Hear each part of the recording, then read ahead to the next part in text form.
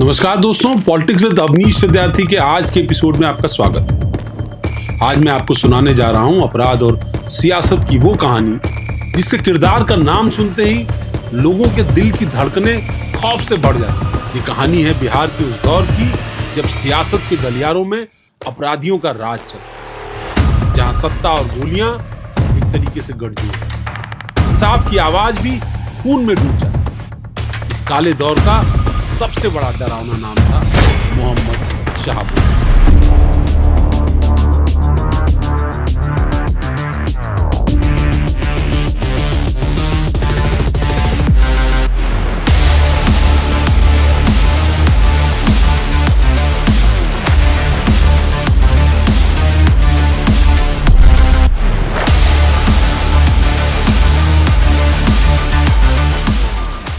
एक ऐसा बाहुबली जिसके कदम सिवान की धरती पर पड़ते ही सन्नाटा पसर जाता। सांसद था, सियासी रसूख था और डर उसका सबसे बड़ा था। लोग कहते थे सिवान में सूरज भी उसकी मर्जी से हो, लेकिन हर खौफ के पीछे एक आवाज जो कभी ना कभी उठती है, और वो आवाज थी चंदा बाबू। 13 अगस्त 2004 सिवान का एक शांत दिन, एक छोटी सी दुकान जहां चंदा बाबू अपने तीनों बेटों सतीश, गिरीश और राजीव के साथ बैठे।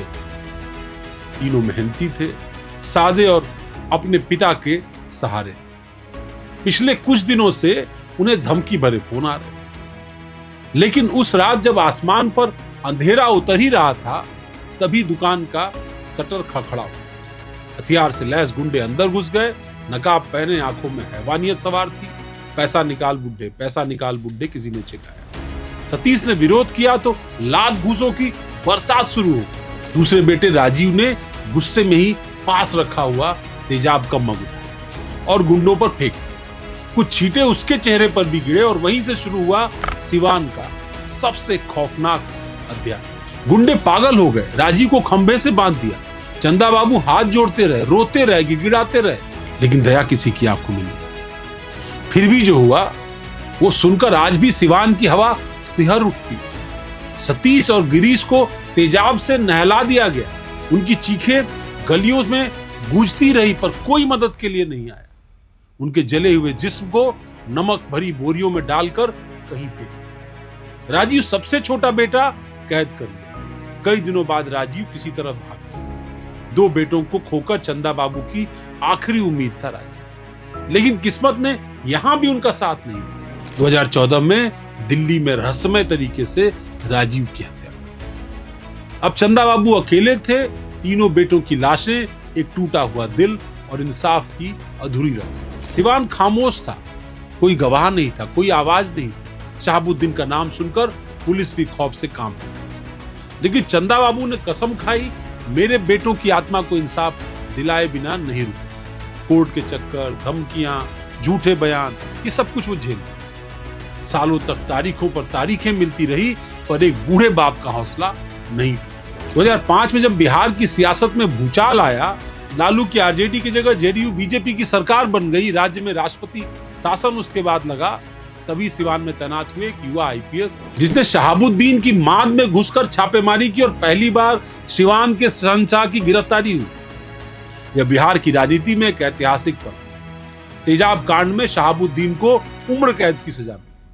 जो कभी बिहार की जेल तो कभी तिहाड़, वो धीरे धीरे अपने साम्राज्य से कटता चला। 2014 और 15 में जब आरजेडी फिर सत्ता में लौटी, उसे लगा कि वो छूट जाए, लेकिन वक्त बदल चुका था। 1 मई 2021 को तिहाड़ जेल में कोविड-19 से उसकी कहानी हमेशा के लिए खत्म। मोहम्मद शहाबुद्दीन का जन्म 10 मई 1967 को प्रतापपुर मगध में। कॉलेज के दिनों से ही राजनीति में उसने कदम। 1986 के बाद एक दर्जनों आपराधिक मामलों से खिलाफ दर्ज हुए। वो 2 बार विधायक रहा और 4 बार सिवान का सांसद। जेल से भी चुनाव जीता उसने, और यही उसके नाम का खौफ था। लालू का करीबी, आरजेडी का मुस्लिम चेहरा और जनता के लिए सिवान का शहंशाह। आज शहाबुद्दीन नहीं, जंगल राज इतिहास बन चुका है, लेकिन सिवान की गलियों में जब भी उस कांड का जिक्र होता है, हवा बहा देती है। क्या ये कहानी आपको अंदर तक हिला गई?